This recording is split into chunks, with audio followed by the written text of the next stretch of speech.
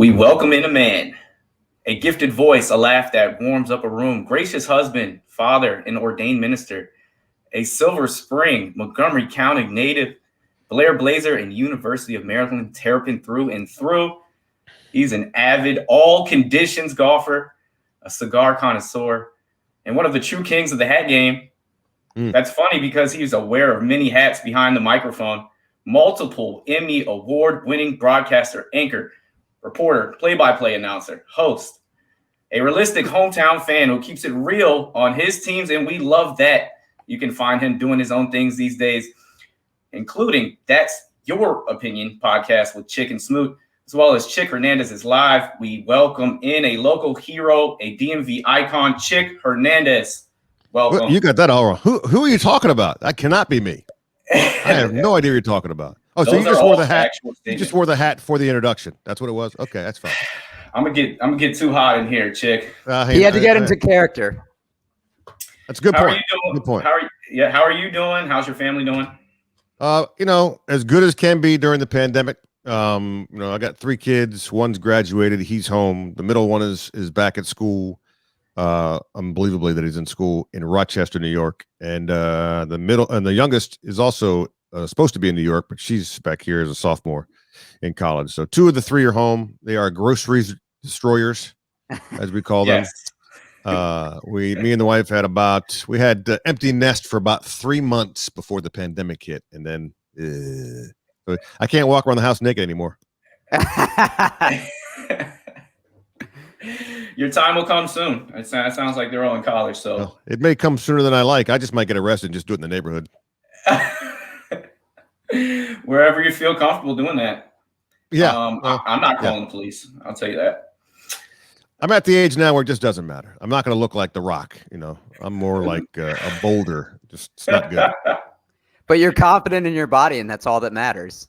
Yes, I'm the only one that's confident in my body, which I guess is all that really matters. No one else is confident in this thing. Oh, man. Well, confidence is key to sports. And you're quick-witted to provide humor when you speak, clearly. Something you go quite differently than your co-host, Fred Smoot. How fun is it talking football and sports with him? I'll tell you this, at first glance, when folks listened to Fred on the radio, and I covered Fred when he was a member of the Washington football team, so I was, used to it. But you had to. I think I made the joke when he was playing, him and Rod Gardner, the man they called Fitty Fitty. I thought the joke was, can we just put up some closed captioning on the interviews so that folks can understand what they're saying? With Fred, he might come across as this Mississippi hick kind of thing, but dude is so brilliant when it comes to football and life. He's lived a full life, and he looks at life through a different lens than a lot of us. So once you get used to him and his Mississippi drawl, then you just start picking up it's really cool to listen. And I've learned so much from the NFL guys that I would watch games with, the Trevor Mattiches, the Brian Mitchells. I've learned so much about the game, just how to watch a game, and listening to Fred, he just thinks differently, and he annoyingly, as he calls himself, Smoochstradamus, he really predicts things that are going to happen. Not so much the game, ending, but like where players should end up next, where they're going to go next. You watch this. This guy's going to do this. And it's like, it's annoying because it's 6, 8, 10, sometimes, a year off. But it happens. And then he goes, see, I told you, y'all weren't listening to me. I told you. I'm like, okay, I got it. And that's a next level of intelligence. I feel like Shannon Sharp gets a little bit of that at first too. Just that Southern draw, and these guys are brilliant, and they definitely know their football. And I mean, only someone that has spent their life accepting the game, playing the game, can give you those type of details and kind of make those type of predictions. And everyone can have a hot take, but when you have a feel, and his opinions definitely draw that. You can see that. And so watching him years and years, I know exactly what you're talking about. I love to hear his voice. Yeah, it's an educated thing for them. I played high school and junior college football. I don't even remember watching film getting ready for a game. I was a quarterback and free safety. I know we did it, but I don't recall doing it. I mean, going in Monday after a game and looking at, why we did this or how we did that. The only thing I can remember is watching the game film at Blair High School in Silver Spring, 313 Wayne Avenue. And the only reason I know the address is because a lot of letters from the principal came home with the return address on that for my mother. That's right. Yeah, I heard you were the class clown. Yeah, I wear that moniker proudly. Years 1 through 12, by the way. Did they give superlatives for that? Not really. And the funny thing is, as we go off track here, because I like to do that, I think it was our 20-year reunion at Blair, and maybe 10. Let's see. No, it was 10. It was 10. So I was back in town working at Fox 5, or just about to head to Fox Sports. And we were at the reunion, and I grew up with a close-knit group of guys. There were 3 guys that I went to first grade with that I'm still very tight with. So now we're talking 50 years of knowing each other. And we picked up a couple of guys in junior high, Eastern Junior High. And then we picked up more guys at Blair, where we formed what's called the BS Club. Now, we know what BS means, right? But we literally got chartered into the school government because we went and said we want to form a group called the BS Club, and they said, "Well, we're not doing a bullshit club." We said, "What are you talking about bullshit? This is the Boys Service Club. What are you talking about?" Yeah, I love it. And we would go to old folks' homes. We would do canned food drives, but the primary thing was to party at the sporting events. Make sure that the crowd was up. Now, I was senior year the only 3-sport athlete at Blair, so I didn't. I played football, baseball, and I swam. And yes, Cubans can swim because they have to. So it was. I have a very close knit group of guys. And I forgot my original point, by the way. That's terrible. Well, so I was going to say, Chick, I actually went to the Silver Spring area as well. Please tell me you went to some of the local spots, Santucci's, Woodmore Bakery. That's Santucci's. I still drop by because the cold cut for me, I'm a big cold cut guy, is one of the best. Although Tony's Villa in Langley Park is the best cold cut. And It's been there for 40 plus years. Insane. Same recipe for 40 years. I didn't go for like 15 or 20. And I went, I wonder if Tony's Villa is still there. And I drove by Langley Park, went, oh my God. And I walked in and I said, can I get a cold cut? And I just smelled the same smells when I was a kid. I'm like, this is unbelievable. So yes, I went to the old hood really is deep Silver Spring. Four Corners. Yes. And the corner pub. I frequented after high school. I only missed one day of school from years 1 through 12. I missed one day. When I was sick, you just go. I was never deathly ill, so if I had a cold, I'm still going to school. I missed skipped a class senior year when they said senior skip day, which I was like, what's that? I was a jock and in theater and everything else. I wasn't paying attention to that stuff. And they said no, and all my boys said we got to skip. I'm like, I can't skip, man. I got practice, in the afternoon. He said, no, you got to skip. I said, but if I miss school, I can't practice. I said, coaches love you. Don't worry about it. So we skipped, went to Four Corners, the corner pub, had pizza and beer. And when I got back to school, baseball practice, got dressed, walked out to the field, and my coach went, hey. I said, yeah, coach. Do you smell like beer?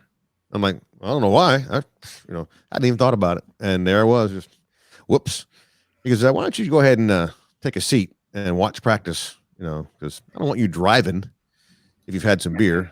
We'll have somebody come pick you up. I'm like, no. I said, I'll just stay here for hours. And I did. I stayed there for hours. So yeah, no, I did go to the old haunts. The McDonald's up there in Silver Spring was a frequent place. But yeah, Santucci's really cool. Really good food. That's funny. Also, we're recommending don't skip, especially when you have athletics in the afternoon.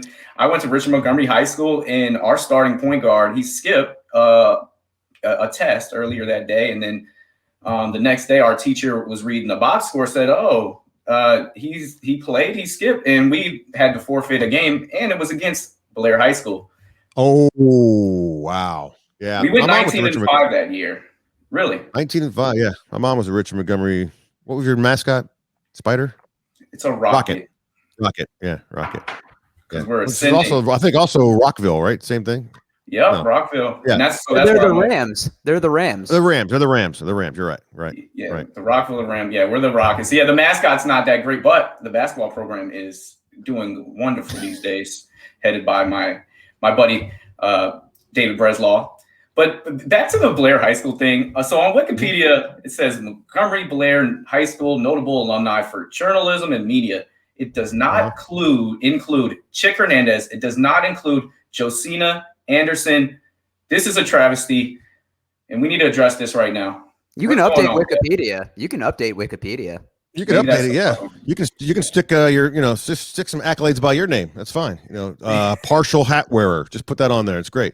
I don't know. It's funny. Because I did I had Josina on our podcast a couple weeks ago, and we talked about it beforehand, but I get the feeling like she just is not. That's not something that she looks fondly back on. Almost, I don't know. And I think she went to Blair with my sister, who's 14 years younger than me. I don't know. I've always had pride in it. In the school. Recently, the Blair website or the Facebook page, whatever.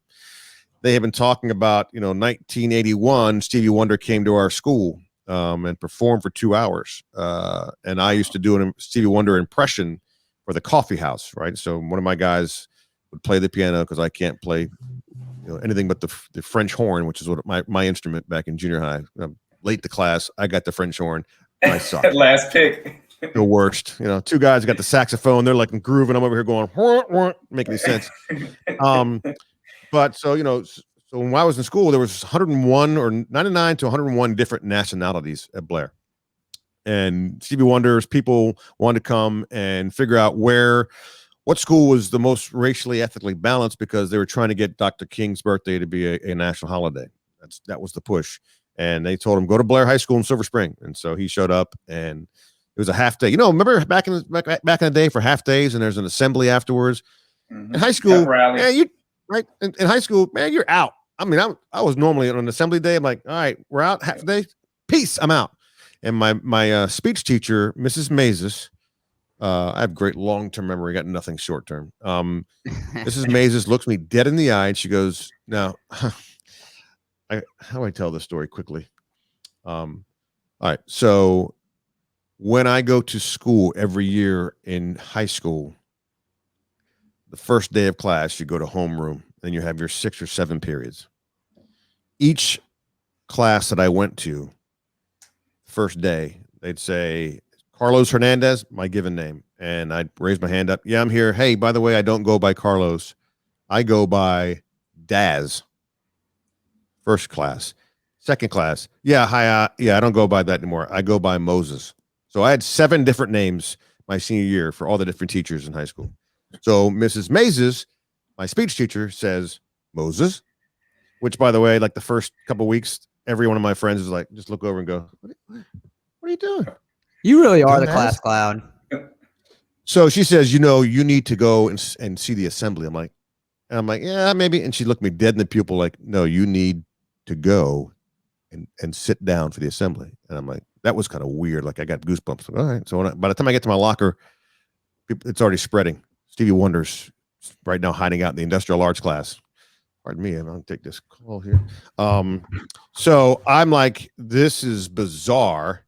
And it was great. And so I have a high affinity for my high school. I got inducted to Blair Hall of Fame 2 years ago, which is bizarre. It was great. I had a bunch of friends who I hadn't seen in a while come back for that event. And my principal, Dr. Joseph Falani, came out and roasted me before as the introduction, which the backstory on that is that I got suspended my last 3 days of high school for organizing a food fight of epic proportions, in which he suspended me. I didn't throw a thing. I didn't toss one thing, but his direct line was, well, you had the notion, not the motion. And I got suspended my last 3 days. And here we are, how many years later, he does the introduction in which he talks about the fact that this guy spent an awful lot of time in my office during his senior year. It was pretty cool. It must have been a legendary food fight. It was the best part about it was me and the point guard, Lorenzo Gill. So I'm the starting quarterback. He's the starting point guard. We put flyers out on the school walls, basically. Hey, this food fight's taking place. And so when we got there at noon or 11:30, all the teachers showed up in our cafeteria. Here it is, the last week of school. They're never down there. They came down en masse and we're sitting at another table. And we're like, huh. We put on these trash bags on our head, cut out the hole for the head. And we sat there. And at about 11:59, we all stood up. Now the teachers are like, whoa, whoa, whoa, whoa, whoa. We're like, what? We took the bags off, put them in the trash, single file. We walked upstairs and they're like, the hell just happened? All the food was in our lockers. And that's when all hell broke loose. Right in the seal, right in the big intersection of the school. Water balloons, eggs, everything came flying out of our lockers. And the principal sat in the middle, didn't get touched. No one hit him. He let it happen. And we all said, well, we'll clean up afterwards. He goes, great. And then we got a pink slip. I think we get where all this wit comes from. You just think differently. I'm going to go into HMOD and be a different name. Tell my teachers we're going to organize food fight, but out of lockers, right?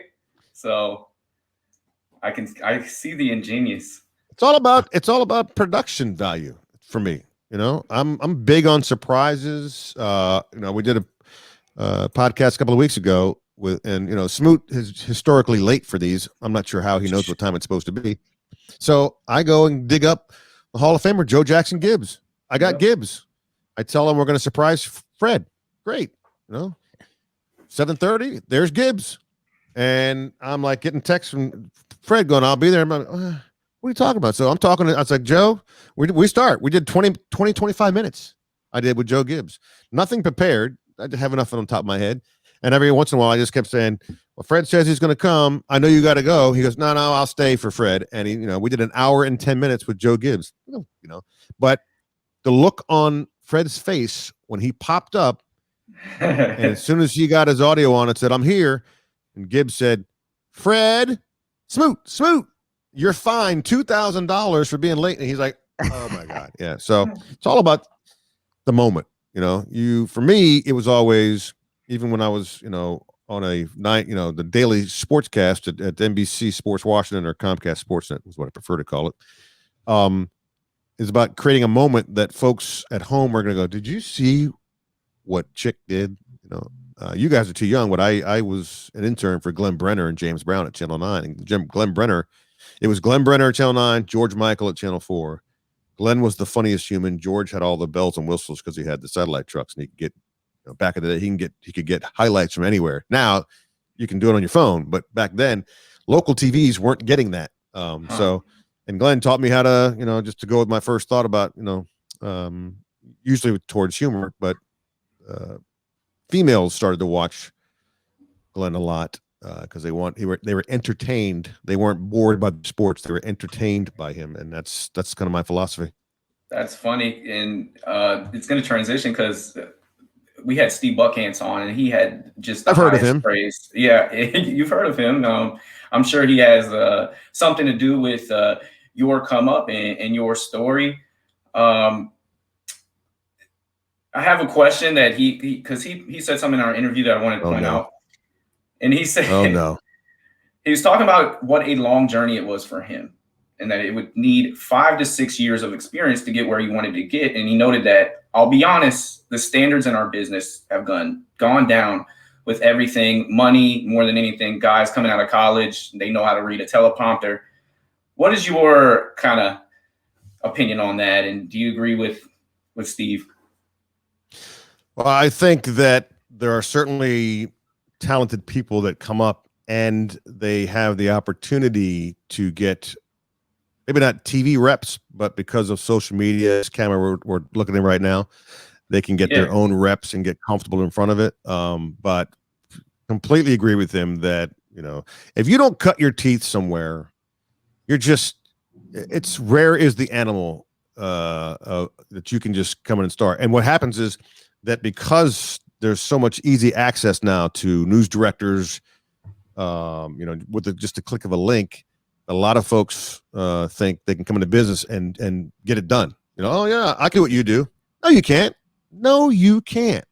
because I'll throw you a curveball and let's see what happens. And so when I was at CSN, I had a bunch of young people who, can you sit down on the set with me? I want to do a demo, and I think blah, blah, blah, I can do this. And I was like, okay, sure. And then I just do me and throw a curveball, and there's just, deer in the headlights look. Yeah. It's like, and I go, huh. And then we get done, and they ask me what I thought. I said, well, what was that 3-second pause there where you just looked like you didn't know what you were doing? Well, that's because you did this. Well, that's live TV. That's what happens. Your news anchor is not polished in sports. They don't know what the hell they're talking about. All of that stuff. So I agree with Buck. I went to, my story is crazy. I'm not going to bore you completely with it, but I've put out 2 tapes in my life. I went to a little known network called the Ms. Lou Sports News Network, which is what ESPN 3 is now. Okay. 3 or 2, no, ESPN 2, where they just did round the clock news, sports news. We did that first in 1990. And I was not an on-air guy. I was a production assistant, but I hung out with the anchors all day. Like my shift was midnight to 8 a.m., making sure that the morning producers are ready for all their tapes and stuff. And then from 8 a.m. to 6 p.m., I just hung out and listened and talked with the anchors. I wasn't even sleeping a whole lot. I'd go home. I'd barely make it home to Tacoma Park, tired as hell, get some food, go to sleep, wake up, and do it all over again. And they, about 5 months in, said, we think you should be an anchor. I went, you're crazy. They said, well, don't you want to do this? I said, yeah, but you just can't throw me on what it was a national network. And we did it. And I was not the same guy that they thought, because the guy in the newsroom was this guy right here, quick-witted. Yeah. The guy in front of the camera for the first time was deer in headlights, get it right, get off. There was no humor. It was just like, let's go from highlight, let's talk, let's do scripted, no ad lib, blah, blah, blah. And then the network went up, belly up, not because of me. And I went to Augusta, Georgia, where me came out because I thought it's market 112. Nobody's watching this. And I just, all of a sudden, the Glenn Brenner, his thoughts came to my head, and I just let it rip. And, and for 3 years, I found out where the line was where you could not step over. And I did a lot of different things so that when Steve Buckhantz at Fox 5 saw my tape, like, this kid's kind of good. And he's a local too. Oh, so him and the news director brought me in for an interview, and then I got the job. But that's 3 years at market 112 where you are, you're busting your butt to cover the regular sports, high school sports, and try to break stories all at the same time. So I think modern day, they're not quite as polished, but they think their stuff doesn't smell. Yeah. If you know what I'm saying. Obviously, there are some folks who are really talented because they've practiced this and they're used to doing it, and they come off a lot more polished, and the nerves aren't there. But you got to face different situations before you can say that you're good at something. Yeah, those grind years. I was gonna have Eric say this, but I was like, those grind years where you're working overnight. I was a security guard, and I did that same time shift, and then I went to school to pay for my Montgomery College, and I know if I went straight into college, did 4 years, and then started teaching because I'm a PE teacher, I would have fell on my face. But those grind years really built me, and then when I was able to get there, I was ready to go. But I wouldn't have been anywhere without those grinding. I know Eric wanted to talk a little bit about his does Eric background. Talk? Well, yeah, no. So, Chick, I'm curious because you climbed up the hierarchy, and I was a sport management major at Towson, and they really stressed internships and networking. And we have things like LinkedIn now where you can connect with someone instantly, social media, where it's much easier to do that. And you've kind of talked about the networks that you've been on. And you turned down many job offers over the years, most notably from ESPN. And you said, quote, "It may sound goofy, but I want to end my career with this network. I don't have any aspirations to go anywhere else." What was the primary reason for not wanting to leave? Was it kind of comfort in the area, the local ties, kind of a mix of everything? Just the ability to wear a hat and a cigar. Oh no, that's James. For me, it was quality of life. I'm a golf addict.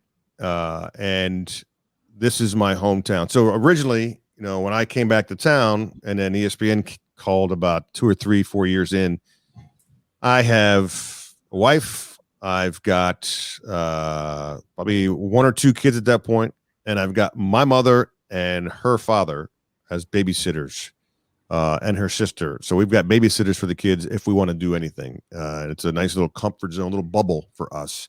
Didn't have to worry about asking a neighborhood kid to watch our kids. We had family that could do that. So that was that comfort there. I've been a homebody other than going to Augusta, Georgia. I didn't have any. I had job opportunities in New York. I mean, just walking through the streets, even though I was there this weekend, and it's much quieter now.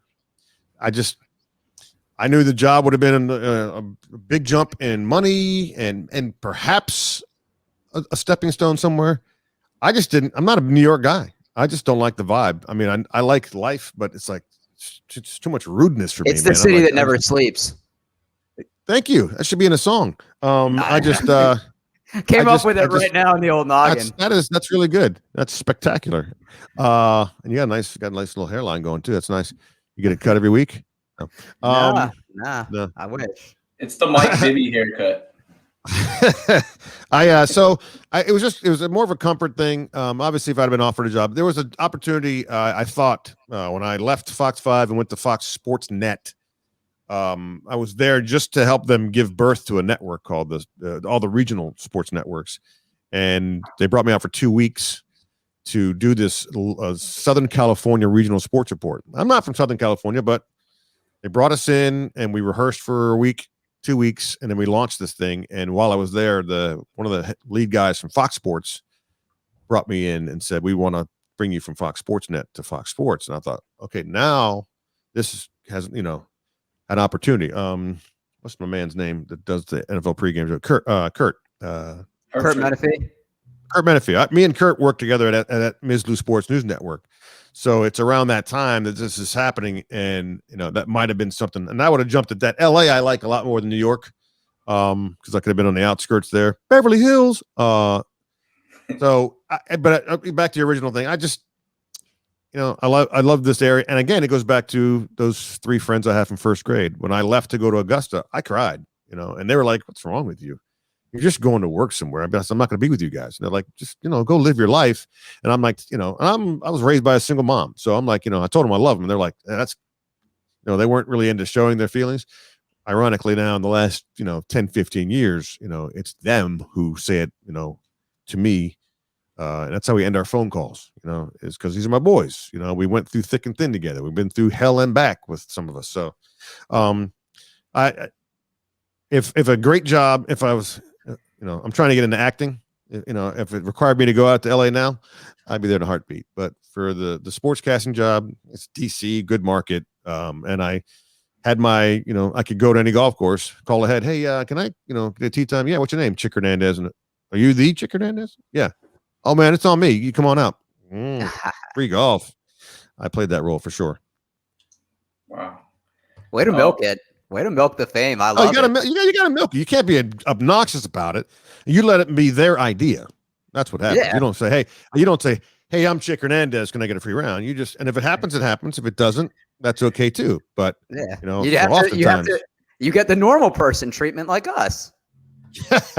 Well, yeah, sure. We're all normal, to be quite honest. I'm with you. I'm going into New York. Stop, have a bite, and then I'm leaving. I'm not setting up camp. It's irritating that many people that close to you. And I know there's a lot of people in the DMV area, but it just has I guess the suburbia of it really is something that I can't walk away from. And you're a local sports fanatic. You're as knowledgeable as they come. And I wanted to talk a little bit about some local sports. The current estate of the Washington football team, new looks. Team president Jason Wright seems to be doing a great job. Martin Mayhew, senior VP of media and content Julie Donaldson, and coach that beats cancer and takes the team to the playoffs. How do you feel the direction of the Washington football team? Well, the direction shifted, and that's the big positive, because they were just a Titanic every freaking year, an effort in futility for that organization. And it starts with the fish head, Dan Snyder. Sure. And it's an easy blame. I know I would never blame him for his attempts to build a winner. He did not hold back on the purse strings, but they made strange decisions, i.e. Vinny Serrato. I was going to say, you're subtweeting Bruce Allen right now. Yeah. Bruce Allen. Rah, great guys, great alumni. Whatever, dude. You beer drinking swill. Just Jim Zorn. Zorn was, and I felt bad for Zorn. And I was, again, I'm a left-handed quarterback. So this is my guy when he's, I wanted to talk football with him. And again, while he did strange things, those guys have brilliant football minds. And we would talk through plays and stuff. And it was like, okay, this is, really cool to talk about. And then, they brought in a freaking guy who was calling bingo to call his offense. It was all over. So the decisions they made were one born out of necessity after the crap that they pulled, right? And the stuff they've been accused of. I'm not a court of law, but I'm going to say it probably happened. And Jason Wright to bring in Julie to handle my old colleague to handle the media stuff. Smart move. She's brilliant in front of the camera.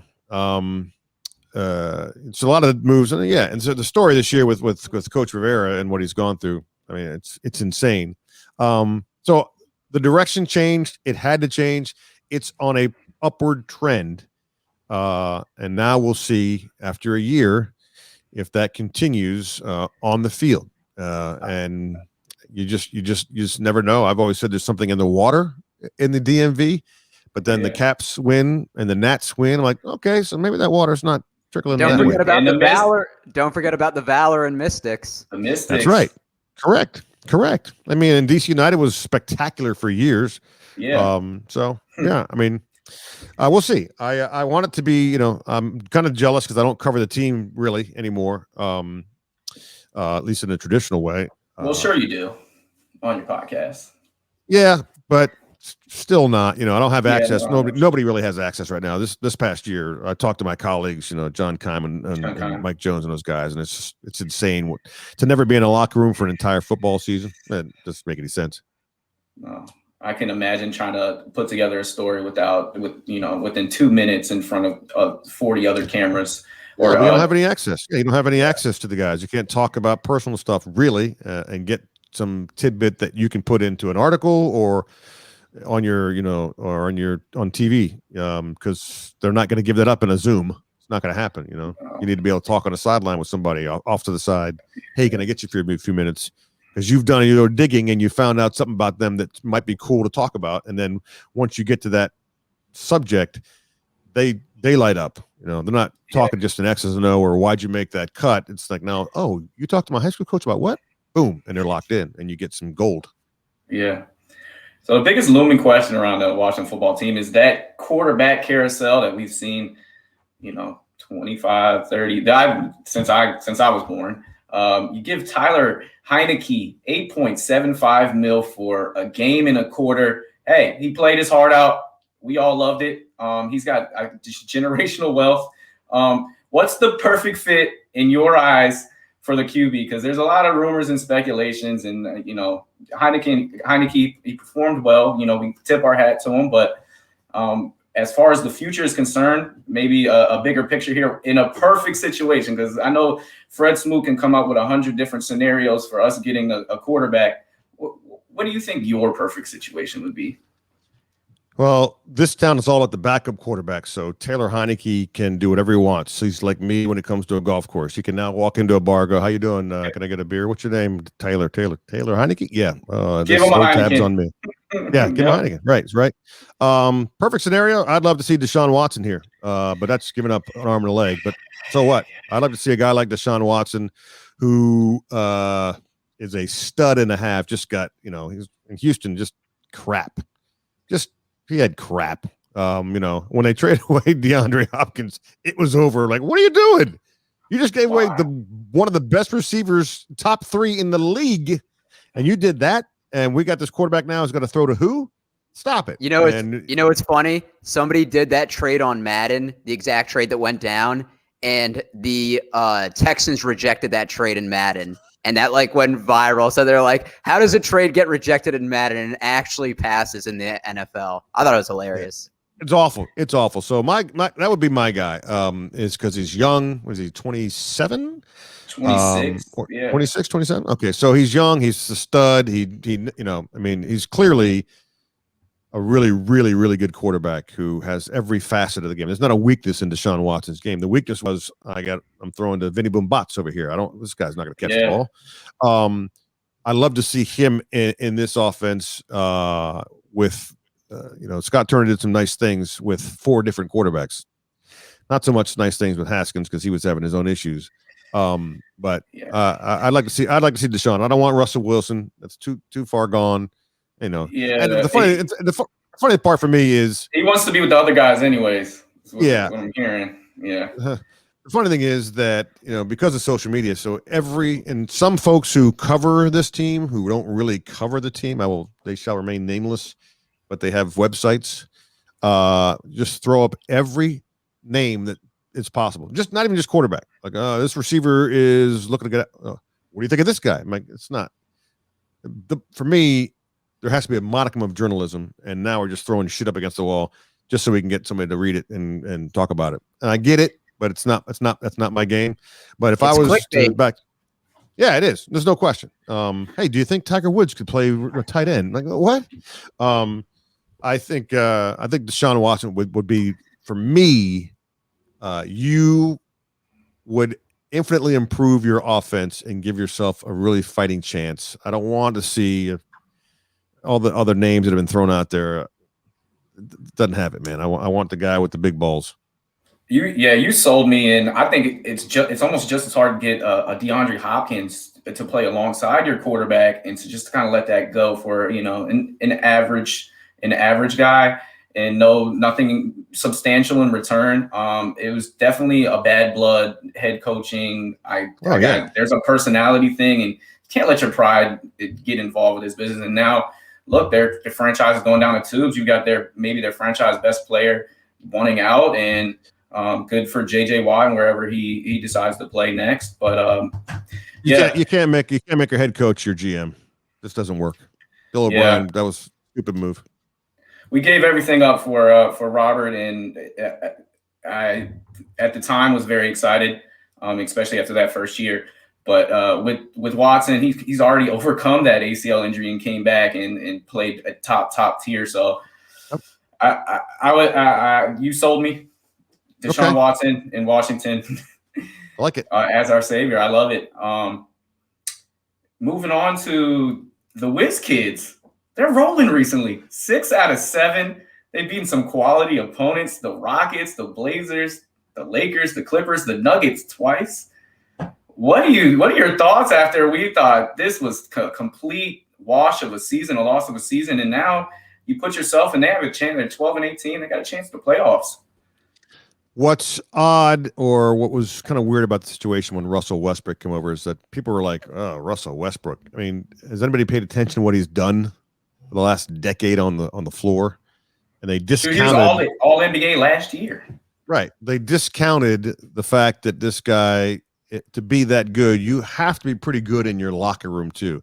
And it was just a mesh thing. And I think we've seen him and Bradley now kind of like, all right, we can work together. And it's difficult whenever time, you get somebody new in. When I was at CSN, all of a sudden they hired this guy who was sitting next to me in the we call our bullpen area, and he's loud and his every word is pronounced correctly. And I'm like, what the hell? Who is this dude? Oh, we just got him from CSN Philadelphia. He's coming in here because it didn't really work out there, supposedly. Right? That's the story we got told.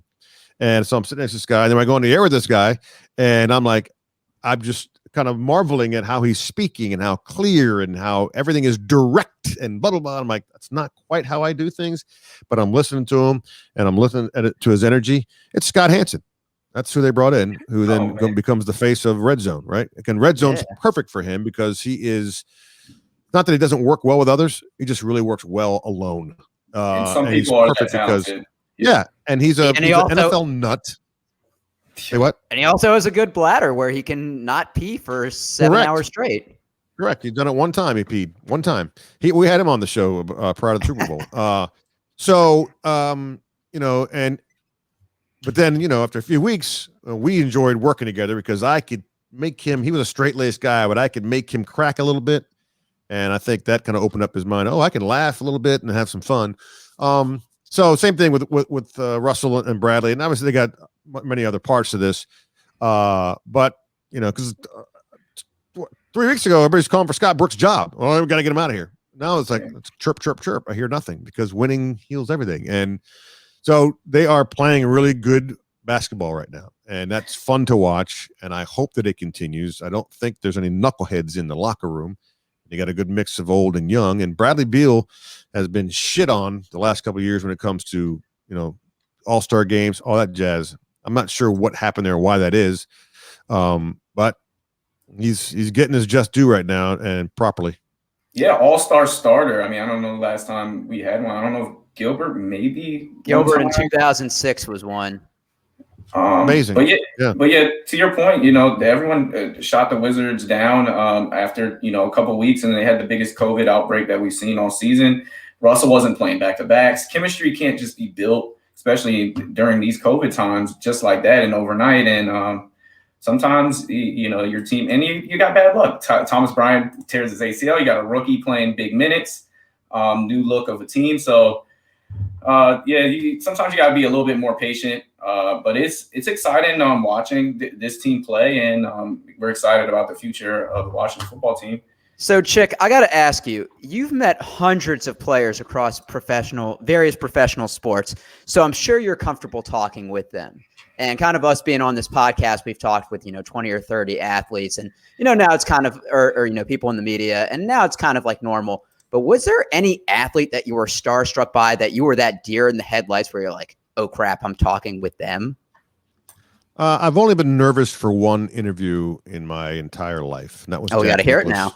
Oh, okay, that's a good one. That's a good one to be nervous for. It was my first Masters, covering. I'm literally, while I was into golf, I wasn't into golf like I am now. So when I get the job at WRDW, the CBS affiliate in Augusta, Georgia, I get that job in September, and so the Masters is in April.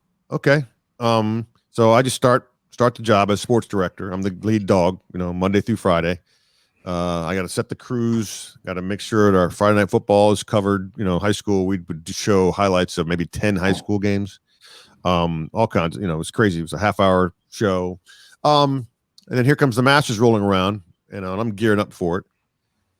And for some reason, I think it's because I've been, my job is made a lot easier by me if I prepare, over prepare. So I called my predecessor, this guy, Sam Crenshaw, who I replaced. He was in Carolina, and I called him and said, "Hey, Sam, give me a heads up on Jack Nicklaus. What's the key to interviewing him?" And he said, "Well, you got to ask a thought-provoking question, because as nice as the man is, if you ask him how did he find the course today, he's going to look you directly in the pupils with everybody standing there, and he'll say, with a car, and he'll give you that look like you're done asking questions. And you don't ask a 14-time major champion what club worked for you, because they all work for you, blah, blah, blah." So, all right, cool. So I started doing my research. It's Masters week. He's going to come in Tuesday in the afternoon. Going to fly in, and he'll play late Tuesday because that avoids the Monday crowds and much of the Tuesday crowds, at least so we think. And it's a rainy day. So I tell my people, listen, Jack's on the course in the afternoon. I may or may not be live at 6. I've taped some stuff that you can use, but I'm really waiting on Jack Nicklaus coming off 18. I got to interview him. They said, okay. So here comes Nicklaus coming off 18. There's probably 400 people following him. It's a rainy day. And as he's walking off 18, I go, "Mr. Nicklaus, my name's Chick Hernandez. I replaced Sam Crenshaw." "Oh, really? Where'd he go?" I said, he's in North Carolina now." "Oh, okay. And do you have a few seconds?" And he goes, "Sure." And we keep walking, and I start my interview. And finally, at about 30 seconds in, he just stops and says, "We can just stop right here and do this. We don't have to walk." So I'm gonna stop doing the impression. "We can just stop right here." So, okay. So we stopped, and then the 400 people just threw up umbrellas. So we were covered. And my first question was, Mr. Nicklaus, because I would never call him Jack in my first interview with him. "Mr. Nicklaus, you've done so much in the game." And this was 1991. So we're talking 5 years after he'd won his last Masters. I said, you've recently taken up weight training, which I don't think you've done before, ever. How's that affected your golf game? His eyes went, poof. He was like, oh my gosh, I'm up there in age, but now all of a sudden I got distance back. I got 10, 15 yards just by, the last 4 months of training. This has kind of opened up my game a little bit. I thought it was over. Now I got blah, blah, blah, and he was locked in. Boom, boom, boom. We did 8 minutes that night. Just 8 minutes. Never should be doing 8 minutes. I did 8 minutes. I did it before 6 o'clock. I called the station and said, look, I'm not going live unless you want me to go live to wrap around this, but we're going to do Jack Nicklaus in 2 parts. If you want 8 minutes of Jack Nicklaus, which are people going to want, Yes. I'm going to break 2 parts, 4 minutes each, bam, bam, and you have Jack Nicklaus in 6 o'clock. We're the only people to get Jack Nicklaus one-on-one. Boom. Got it. But when I was doing the interview, I literally saw the microphone doing this, at the beginning, and he put his hand on my shoulder and he goes, that's when he said, we can just stop right here. And I'm like, okay. So the first few questions, once I got him locked in, I was fine. But that's the only one I've been nervous for. Talk to Jordan and Tiger. Me and Tiger get along really well, and thankfully he's alive and recovering. But me and Tiger get along really well on and off the camera, and it's just because I'm a smart aleck, and so is he. And I didn't kowtow to him, so I was not nervous the first time. A lot of my colleagues were. We all were given one-on-ones with him about 11 years ago when they announced the tournament was coming to DC down at the National Press Club, and we all had a room, each had a room, one-on-one, 5 minutes, and I was watching my colleagues pacing before the interview. I'm like, what's wrong with you guys? So it's Tiger Woods. Okay, it's Tiger Woods. It's a golfer. And when Tiger walked in, I told the story many times. He walked in, we had the same suit basically, gray, purple shirt, purple tie, not on purpose. Just walked in, and so I'm sitting there. I'm already mic'd up, and he sits down, but he doesn't make eye contact because he's very guarded and not open. And I said, "Nice ensemble," and he just went, he wasn't even paying attention. He goes, "Thanks," and he just got his head down. I just kept staring at him, and I waited about a good 7 seconds. I didn't say a word. Then he just looked over and he goes, "Oh, I get it," and I just went, "Man, you're quick." Ice is broken. At which point, his people were like, what did he just say to him? He's quick? Do they know each other? But when I said he's quick, Tiger's eyes flashed. He's like, oh, I got one of these on my hands. And that started it. And we've done it, on the air. It's, when I'm wearing all black, he's like, normally that's slimming. Thanks, dude. So we get along really well. So Jack's the only guy I've ever been nervous for. And I've, like you said, I've talked to hundreds of athletes and celebrities.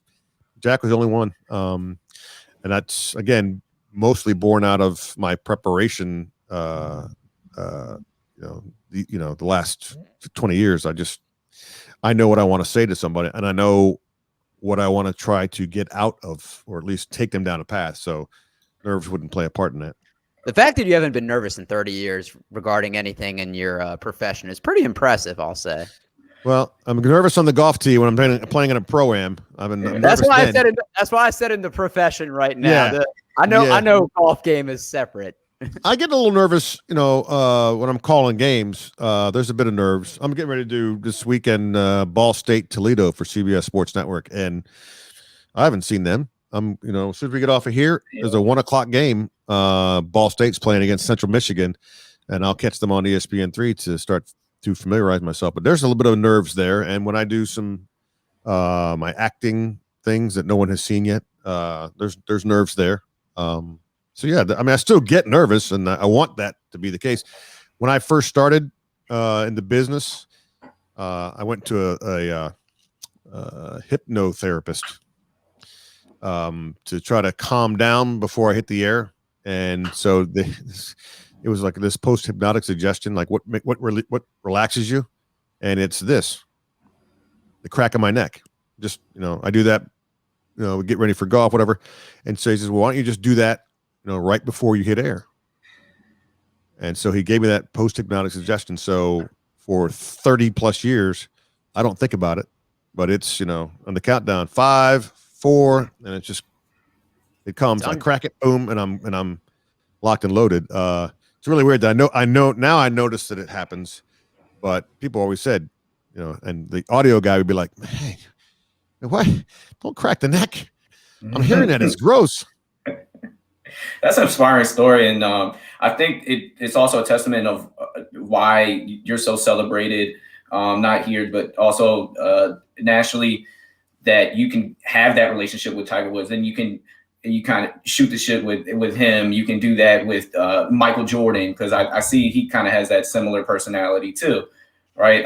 And I think that takes a special human. You have that Buck Hans, to me, has that same type of quality where he can just come up with anything and it just make you feel like they know each other. And that's why you have your relationships with those people that you've once interviewed for the first time, and now you're I listened to you talk with Joe Gibbs, and how it was just like you're at lunch, you're there at lunch talking. Yes. Yeah. You gotta make the interviewee comfortable. Let me tell you two quick stories. But one was Jordan, his last year. They gave us one-on-ones with him. They gave us, I think they said 5 minutes. You get 5 minutes of Jordan one-on-one. And so, I've done some of the games as a sideline guy. And so he comes actually, so, at that point I was carrying a bald head. And so that morning I'm shaving and I was like, Phoop! I felt the burn. I'm like, oh crap. I just sliced the top of my head. Son of a bitch. This is going to be awful. So I get, wipe it down and I put a Band-Aid on it and I get to the arena and now we set up the room, 2-3 cameras shoot, blah, blah, blah. And Jordan's bouncing around in different interviews and he walks in and as he walks in, he's like, what's up, Chick? And it's MJ, seat, blah, blah, blah. And I take the Band-Aid off real quick and I take my makeup pad and just pat it down because nobody wants to see blood.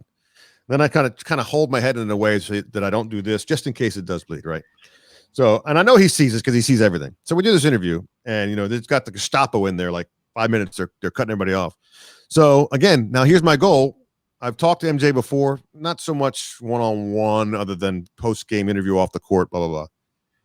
So my goal is get past the 5-minute mark, find a way to get past not ask a question at 4:59, but get past. So we start the interview, blah, blah, blah.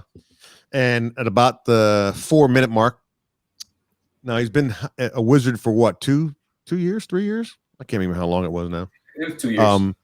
Okay. So I bring this one thing up to him, which this is my thing. I say, so, you've been here 2 years. I've interviewed you a few times. Did you know who I was beforehand? And he's like, what? I said, did you know who I was? Did you know me? Did you recognize me? And he goes, you know what? Actually, I thought I did. I see a lot of people in the media, blah, blah, blah, but I thought I did know you. I said, well, you should. He goes, because I worked in Augusta, Georgia.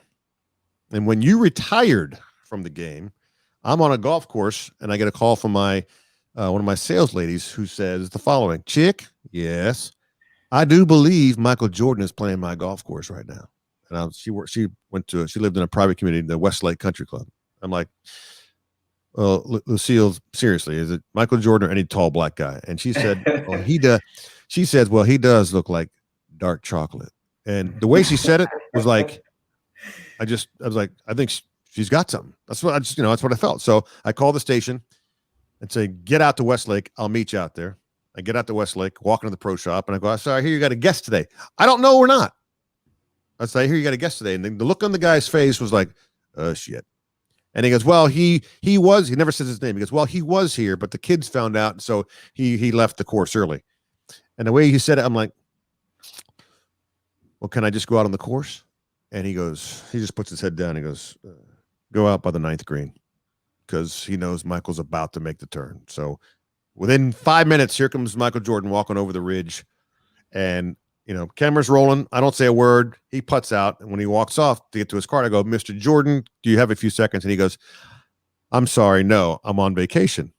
And I said, I'm sorry, no, you're retired.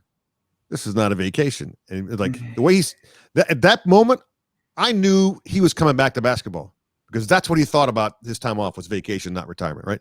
Yeah. So I ran that little short interview that night on the air. Michael Jordan apologizes to Chick Hernandez.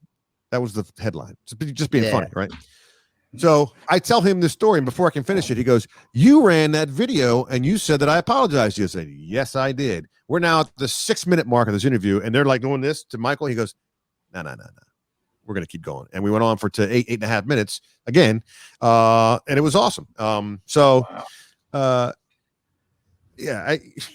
Buckhands, anybody who watched our Sunday shows were entertained beyond belief. And here's a guy I watched coming up, and then he hires me to be his running mate, right? On the Sunday shows.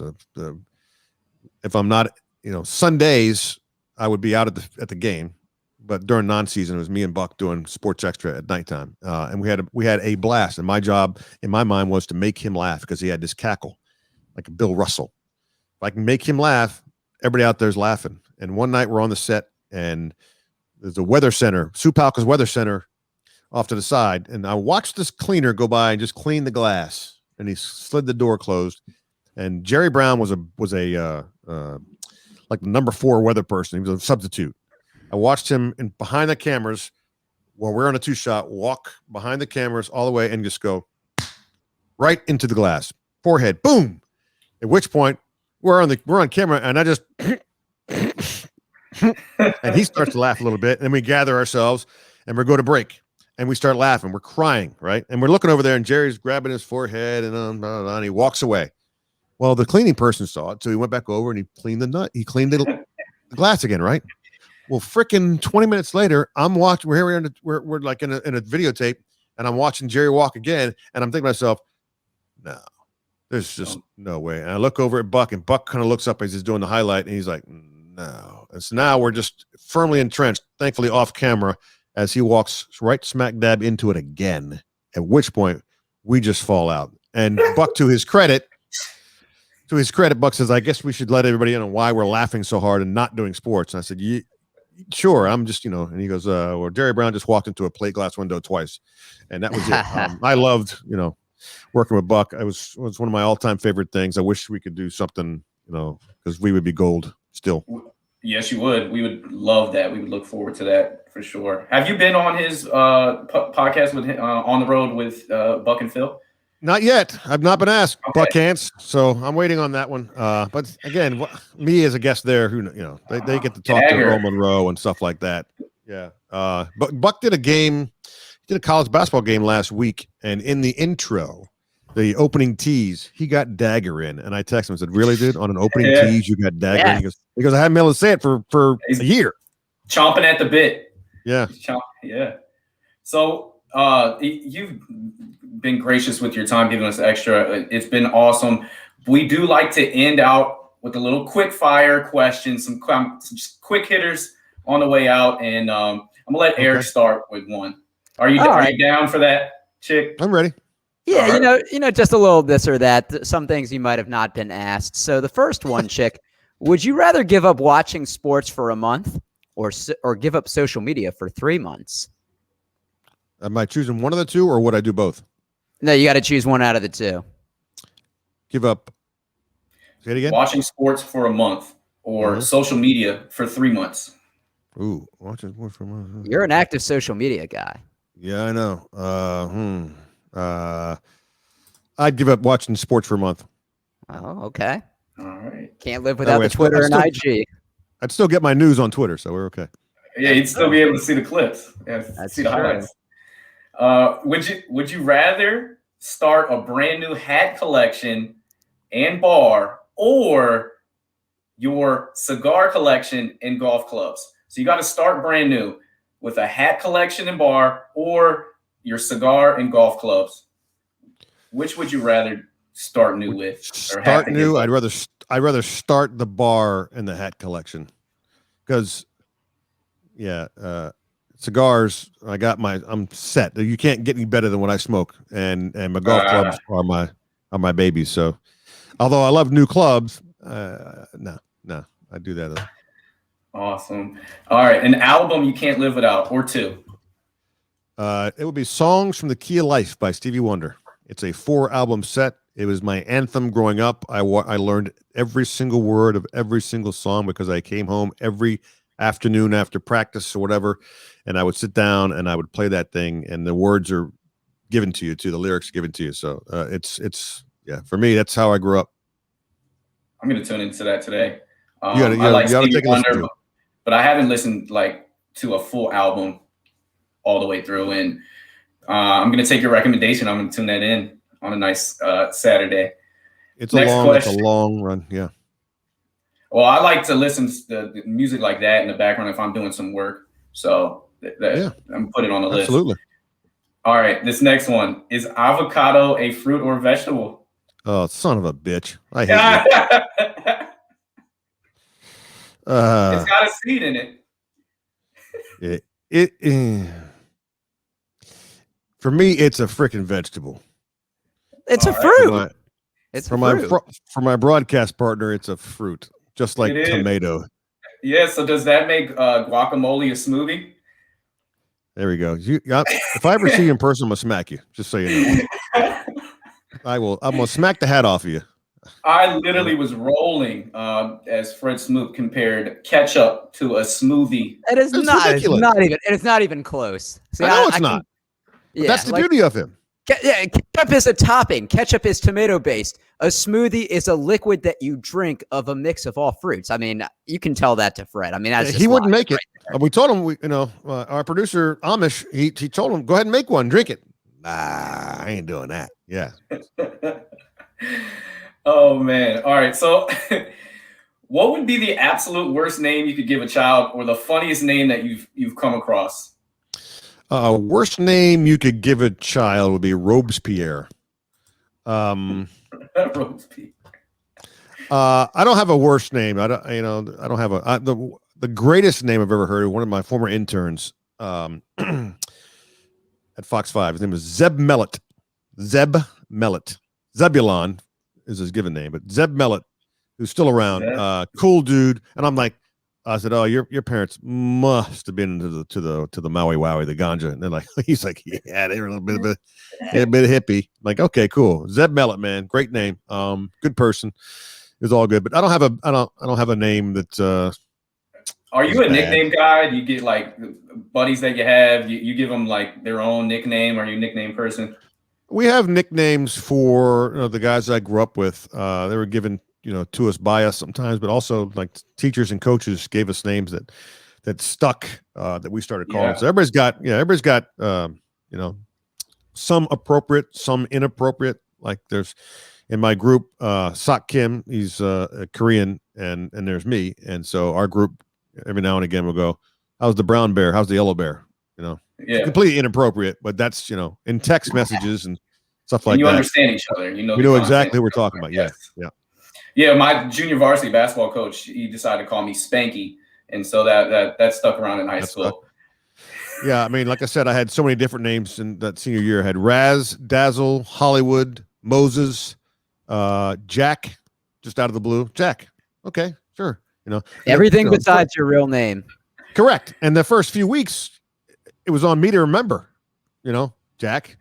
Yes, I'm sorry, that was me, right? Yeah. And the name Carlos Hernandez still doesn't sound right to me. And so I was practicing my autograph back in the day. It was Carlos, in grade school, I was practicing it. I'm going to need this, What's ironic is it changed to Chick, 1986. And that just rolls off the tongue a lot better. And it's a better autograph.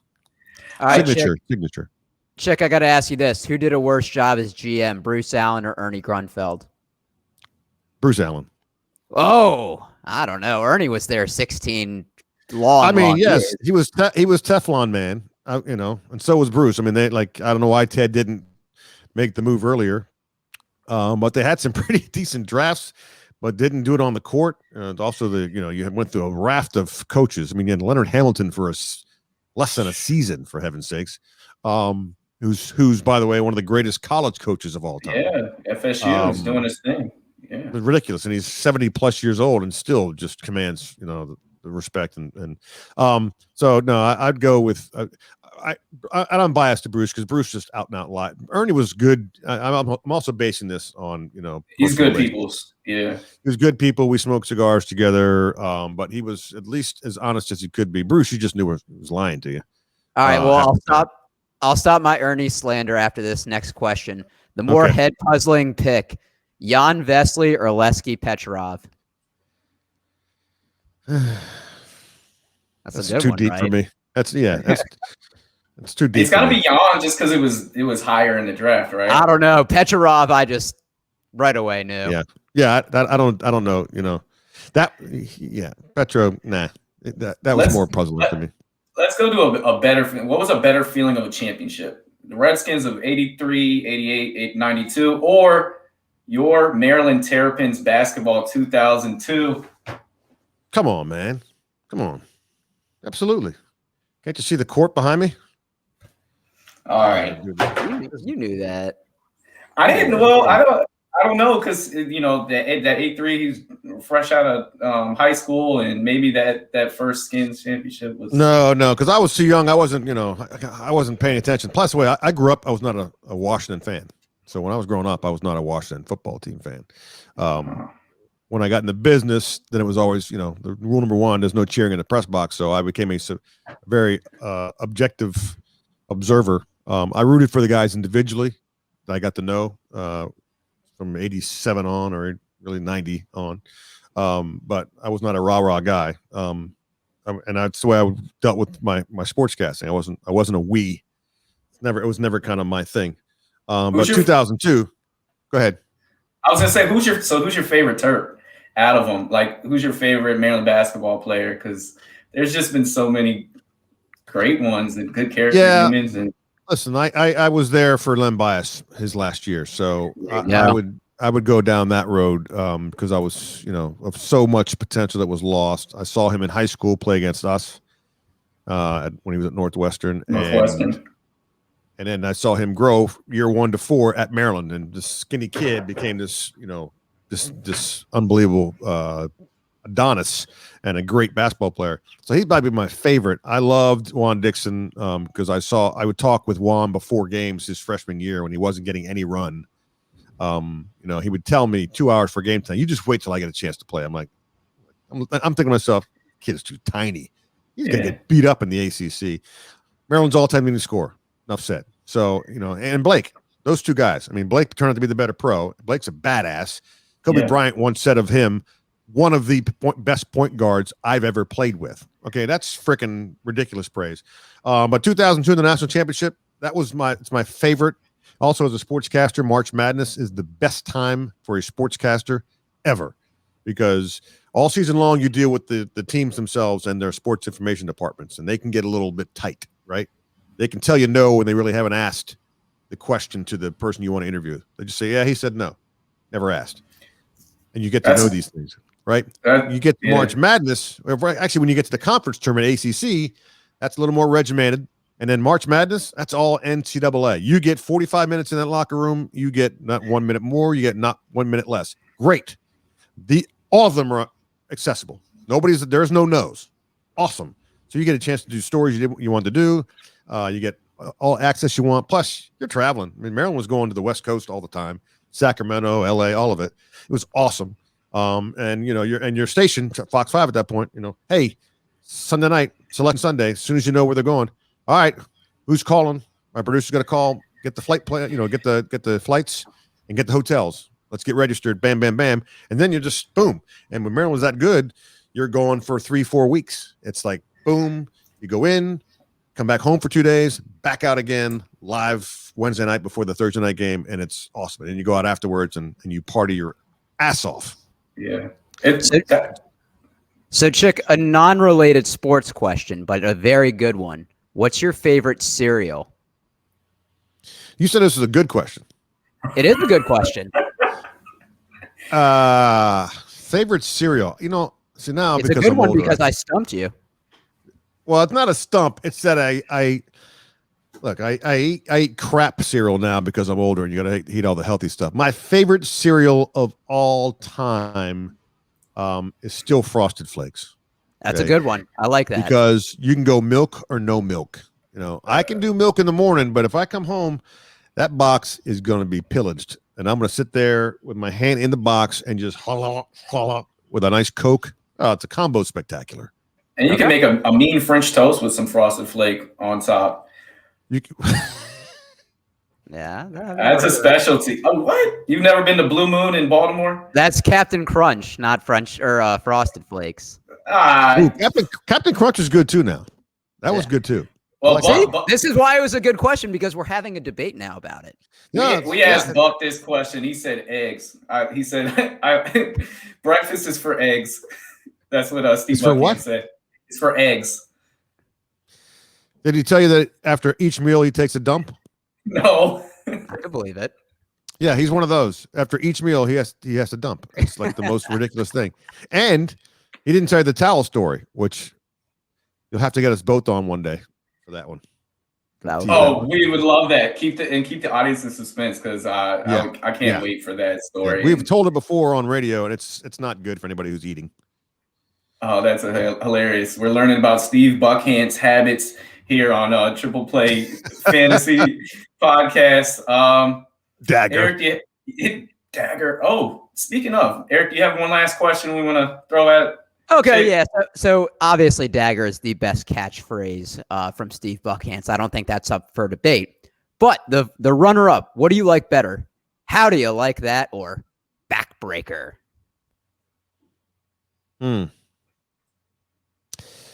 Well, backbreaker's easy.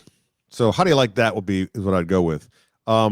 And it's funny. I have a call that didn't get a lot of play, but it did with the folks that I work with, that so much so that on Twitter or on a text, something would happen in the world and I'd get this back. And my call was, it's not so much the game ender, but it's whatever it is ending. And it's because when I became a father, this is how the end of the night went. Wet it, wipe it, good night it. Okay. Love it. Yes. Wet it, wipe it, good night it. That's end of the game. That's whatever, because you wet your kid butt, you wipe it, and you good night it. And I did that like the first time. I said, wet it, wipe it, good night it. And I forgot who I was working with. They just looked at me like, what? I said, well, you don't get that? And I explained it, and all of a sudden I got a lot of positive. I'm dying to bring it back. And maybe I'll do that this Saturday or next Friday when I do the game. I just haven't, I didn't do play-by-play on a regular basis. Hoping to next year. But I love that call. So I would go with how do you like that better than backbreaker. Backbreakers, it's easy. And there was daggers before that. It's just that Buck made it. But Buck did two things. He made it his own, and he called it at a time sometimes when you were like, what? But in actuality, I think he was probably 99.9%. I think he got caught one time. Yeah, it went viral a little bit. Yep, he knows about it. We talked to him about it. Right. I bet he was incensed when he did that moment. Well, yeah, you get you pick out the things you do, and that was because he was sitting in the wrong spot. They had him up there, and it on TV, it looked like it went in. I mean, I'm watching and going, that looked like it went in, but it's like a little odd. And then coming back and and you feel for somebody. You feel when somebody gets it really wrong. Because it wasn't born out of stupidity. It was just like, that's a visual F job. If anybody can handle it, though, it's Steve. Oh yeah. So we end things with anything that you're doing now, anything that you want to plug. Where can we find Chick Hernandez?